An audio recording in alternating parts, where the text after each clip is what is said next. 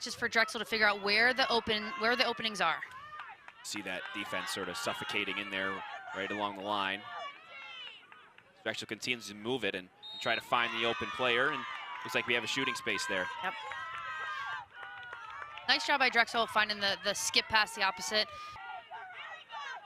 On the left hash and going to the cage, and then another save there. Karson Harris with the opportunity, but Jess Smith once again her second save of the day, trying to clear it. We've seen Dietzel take a few more of these draw controls, and that might be a height thing as well. Karson Harris, who, as we talked about, you know, is the single-season record. She's 5'6", Dietzel at 5'10", maybe matching up a little bit better with Darcy Smith on the Hofstra side of things, who's 5'9". So sort of that kind of keep on, you know, the score is what it is. You know where this is the last game of the year, so you might as well keep on fighting. And there is a shot by Harris, who I just mentioned, and another save there by Jess Smith. Back, and they've done it with a few stops in a row on defense, looking to do it on the offensive side, and getting right to the cage and scoring is Harris.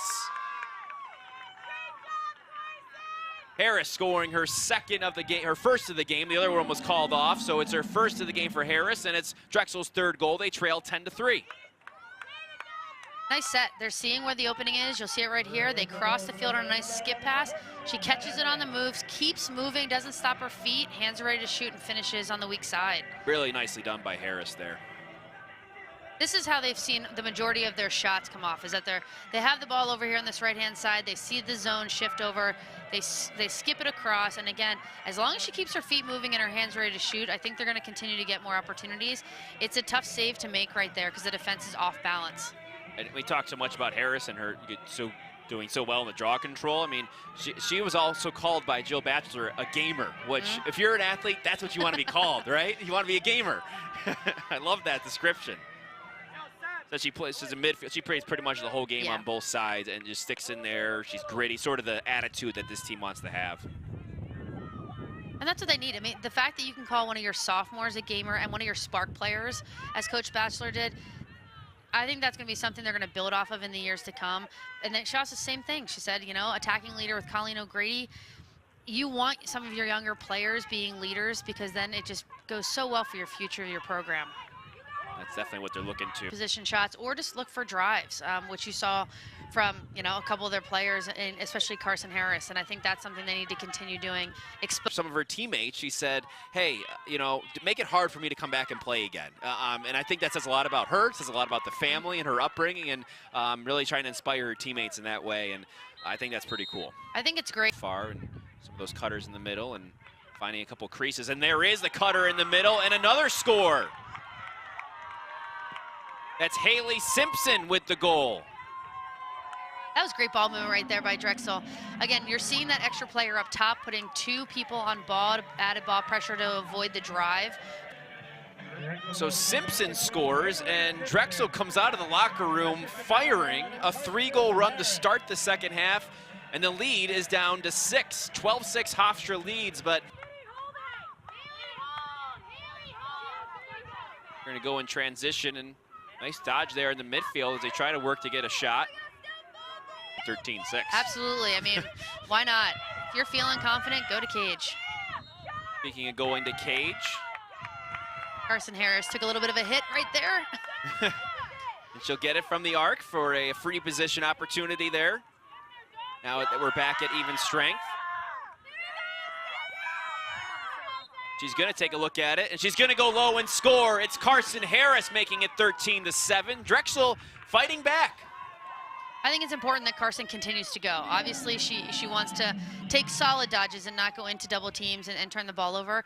At the same time, when she goes to cage, she's either scoring or she's getting put on the free position, again, scoring there. So it's really important that they continue to attack and not sit back and wait for this game to pass them by. Just a 6-goal deficit now. It was 12-6 late in that second half before Hofstra scored a goal during that flurry that Drexel had. And once again, Drexel starting the second half very well. They've scored, what, 3 of the 4 goals so far in this half. And like we said, they're going to fight to the finish, and that is something that Jill Batchelor wanted this team to do. She said earlier in the season they played Johns Hopkins. Before, they want to finish the season on their own terms. Something that impressed me, especially looking at the stats about Drexel, is see an infraction there. They have the fewest turnovers in the CAA per game, which I think says a lot about their discipline, and it has kept them close in a lot of these games. Yeah, and especially that's been something that some of the other CAA coaches said was a problem with their team. When we talked to Taos and we talked to JMU, that was something they wanted to cut short. There's a shot and another goal. This time it's Karson Harris, and Drexel trails by 4. They're doing the little things well. I give credit to their coaching staff for instilling that mentality from the lack of turnovers to right now fighting to the end. They're doing a nice job. They got themselves back in this game. So 2 3-goal runs. In the middle of that was a Hofstra goal, so that means Drexel scored 6 of the 7 goals here in the second half after trailing 12-3 heading into that locker room. How about that halftime speech from Jill Batchelor? Getting them going. Crushing it right now. I think Coach Batchelor wants this team to play. I think right now we need to see a switch from Coach Smith in terms of, hey, how do we want to play? How do we want to play moving forward? Karson Harris has a hat trick on the afternoon, the sophomore from Grant Mills, Maryland. Talked about her earlier, such a tough player, and she puts, Coach Batchelor says she puts getting tired aside. She doesn't get tired, she doesn't care about it. She just keeps playing, and she's done that, and so is Drexel, and sort of that's been their MO. You know, they just kept on playing today. That was a little bit more perimeter. They needed just someone to go hard to cage, whether, you know, Karson Harris needs to get the ball in her stick more often just to keep going.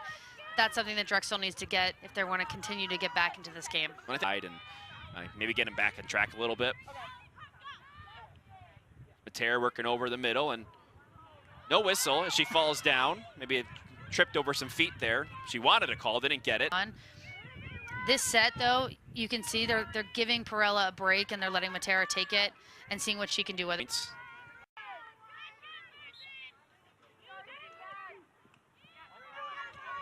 They do win this draw control, which is pretty big, to get possession here and to try to stop Hofstra from adding to their 5-goal lead with 8 minutes left. Drexel's going to have to start working a little bit quicker here than they have been. To give them multiple opportunities on net.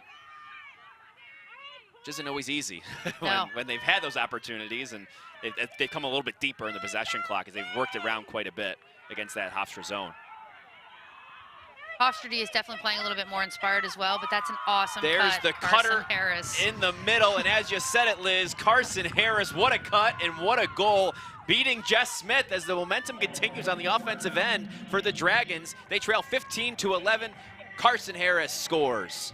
Karson Harris has a hot hand right now, so she's a player that I would be looking for on cuts, on drives.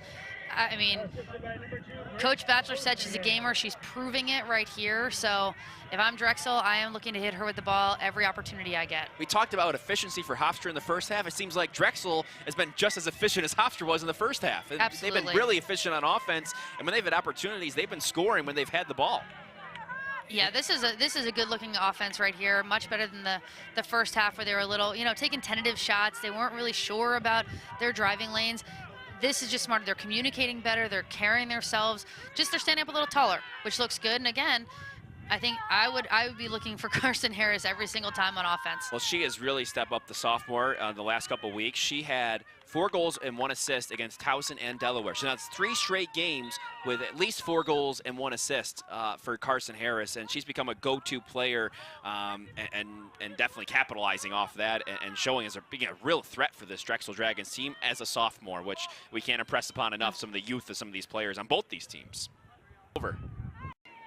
Sort of the left alley, left side. Finding the cutter in the middle, that's Harris. It's a little tight there in the middle of that zone, and Darcy Smith takes over, who has scored 5 goals on the afternoon, drawing that one. That's a great drive at crease, really aggressive. I think that's something that Hofstra's done better this past possession. Third Perella as well, we should. I'm sure he'll touch up more on her later, but I couldn't be more impressed with Erin Demick, a freshman. That's all for now from Philly. Let's send it back to the LSN Broadcast Center.